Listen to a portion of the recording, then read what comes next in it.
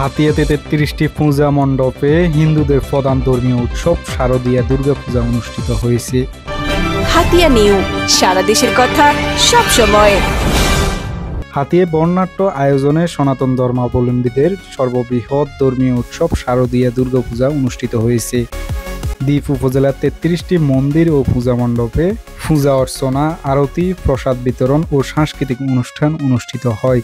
পূজা উপলক্ষে সকাল থেকে রাত পর্যন্ত ভক্তদের উপচে পড়া ভিড়, উৎসব মুখর পরিবেশ সৃষ্টি হয়। মহাষষ্ঠী থেকে শুরু করে মহাদশমী পর্যন্ত প্রতিটি দিনই পূজা মণ্ডপগুলোতে ভক্তদের ঢল নামে। এদিকে স্থানীয় বিএনপি এনসিপির নেতাকর্মীরা পূজা মণ্ডপ পরিদর্শন করেন। স্থানীয় পূজা উদযাপন পরিষদের নেতৃবৃন্দ জানান, এবছর হাতিয়ায় প্রায় সব মন্দিরেই শান্তিপূর্ণভাবে দুর্গাপূজা সম্পন্ন হয়েছে। পূজা উপলক্ষে আইন শৃঙ্খলা রক্ষাকারী বাহিনী প্রতিটি পূজা মণ্ডপে বিশেষ নিরাপত্তা ব্যবস্থা গ্রহণ করে।